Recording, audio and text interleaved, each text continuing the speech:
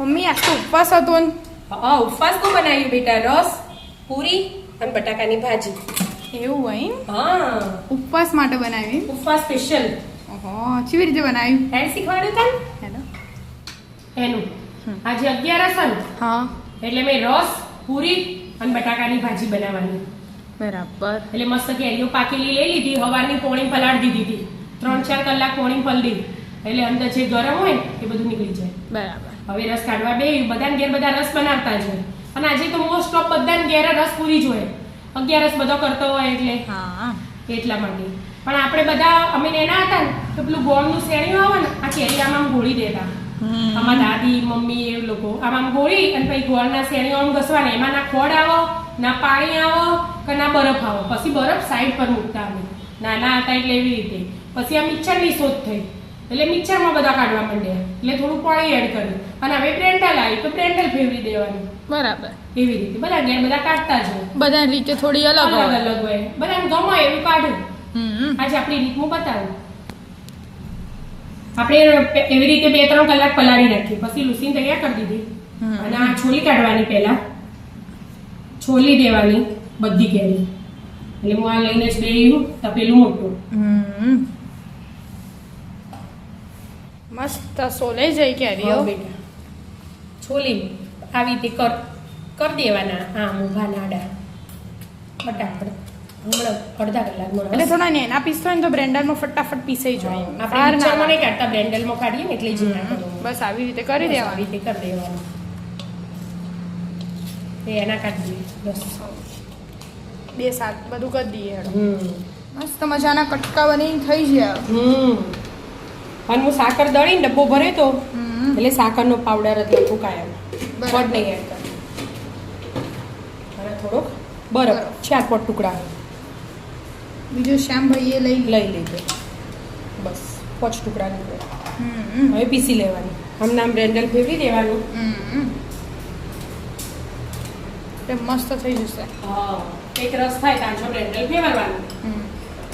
તો પીસાઈ જશે કે હા બેટા જો હવે ગળી લેવાનું આપણે ગળીને જ પીએ ને.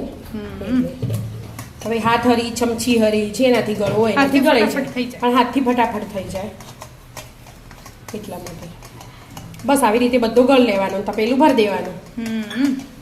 મસ્ત નીચે આવી ગયો છે. થઈ જાય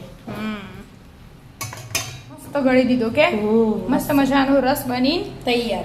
ફ્રીઝરમાં મૂકી દેવાનો અને ફ્રીજમાં એટલે મસ્ત ઠંડો ઠંડો પીવાનો થઈ જાય. હવે પૂરીની તૈયારી કરી. હવે પૂરીનો લોટ બાંધીશું. હવે ફરાળી લોટ લીધો મેં સિંગુડાનો રાજગરાનો એવું બધું તૈયાર પેકેટ જ મળે. બરાબર. મિક્સ કરેલો જ હોય મોરૈયો ને બધું. એ રેવ લોટ હારો. ફરાળી હા ફરાળી મીઠું નાખી દીધું. ફરાળી મીઠું નાખ્યું સાદું એક ટાઈમ ખવાય પણ વધી હોય તો છોકરાઓને ખાવી હોય તો એટલે ફરાળી નાખવું બરાબર. એટલા માટે. અને આ પૂરી તો મસ્ત લાગે. હા અને તેલ અજમો કશું એડ નહીં કરતી નહીં મસાલા એડ કરતી એમને સાદો સાદો સિમ્પલ વ્હાઈટ કલરની પૂરી બનાવો. રોટલી જેવો લોટ બાંધી દેવાનો. હા થોડું થોડું પાણી એડ કરી મસ્ત લોટ બાંધી દીધો. મમ્મી મસ્ત તૈયાર. હવે 10 મિનિટ રોકીને મૂકી દઈએ અને આપણે એટલા ભાજીની તૈયારી કરીએ બટાકાની. બટાકા બાફી અને ટુકડા કરી દીધા. અને તેલ મૂક્યો ગરમ થવા. બરાબર. તેલ ગરમ થઈ જાય પછી આપણે વઘારવાની તૈયારી ચાલુ કરીએ. હા થઈ જ જવા આવ્યું છે. પેલા જીરું નાખી દેવાનું 1 ચમચી જેવું.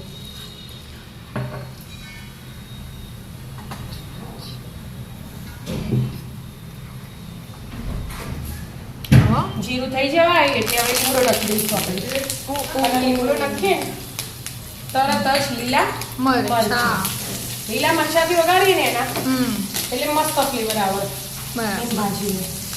પણ બધા તલે નખતા હોય સિંગદાણા કચરા વાટી નખતા હોય પણ એવું નહીં. પણ આપણાને એવું ઓછું ગમતું. સાદી સિમ્પલ જ હું બનાવી દઉં.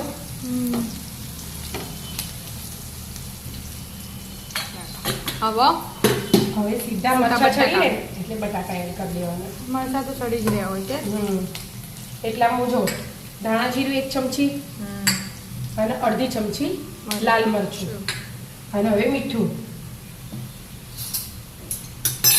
ફરાળી જ લીધું. એ એડ કરી દીધું સ્વાદ અનુસાર. અને આટલો મેં મરી પાવડર લીધો, સ્વાદ મસ્ત આવે. એટલે બીજો ગરમ મસાલો કશું એડ ના કરવું પડે એટલા માટે. સીધા બટાકા નાખી દેવા. હવે બટાકા એડ કરવાના.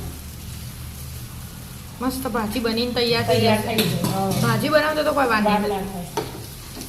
ફરાળી ફરાળી. ફરાળી પપ્પા. બટાકાની ભાજી, રસ ને પૂરી. કાજુ લાયા? કાજુ લાય. લે. ઓરિસ્સાના. ઓરિસ્સાથી આયા છે તારા પપ્પા. એ તો ખબર પડી અમને. ચાલી જાય. લેડો. તો પણ એટલું. હવે લીલા ચા મોટા મોટા આવ્યું ના પપ્પા? સિત્તીઓ બાજુ વધારે થાય એમ. એવું? ઓરિસ્સામાં કાજુનું ઉત્પાદન છે. હવે લીલા ધાણા 2 મિનિટ રાખીશું એટલે શાક બનીને રેડી થઈ જશે. હવે પૂરી આપણો દબાઈ દઈએ, ગોળ ગોળ કરી દઈએ, પછી તળવાની તૈયારી ચાલુ કરીએ. હા એટલા હું તેલ મેલ દઉં ગરમ થવા. બરાબર. પણ તો પૂરી વણવા બેજાય. હા મસ્ત ભાજી તો તૈયાર થઈ જઈ. હવે પૂરી. હવે પૂરીનો વારો. પૂરી એ તેલ ગરમ થઈ ગયું એટલે અંદર એડ કરી દેવાની બે ત્રણ. મસ્ત દડા દડા થશે. હા વાય દડો હતો. પેલી બાપરે ફૂલવા જગ્યા જ ના ના મળી. મળી. આ ફૂલી છે એની ઉપર જતી રહી હતી એટલે જો ફૂલી તો એ. બસ એના એ આ જોડ- બનાવી તરત એને તમે મૂકી દો ને હા પવનથી ઉકાઈ ના જાય તો ફૂલ જ. હા આપણે હાલ જ હજી તો ખુલ્લા કરી દીધા અને દબાઈ દબાઈ દીધી દીધી. પૂરી દબાવાળા મશીન થી અને મશીનથી જ વણી નહીં તો એ ફૂલવું. મસ્ત થોડી ક્રિસ્પી આવી લાલ કરી દેવાની. ખાવાની મજા આવે. White રસ હોય ને કલરની એટલે ખાવાની મજા આવી જશે. બસ આવી રીતે બધી આવી રીતે તળી બધી બધી તળ દેવાની. મસ્ત ડીશ સજાઈ દીધી એ મમ્મીએ.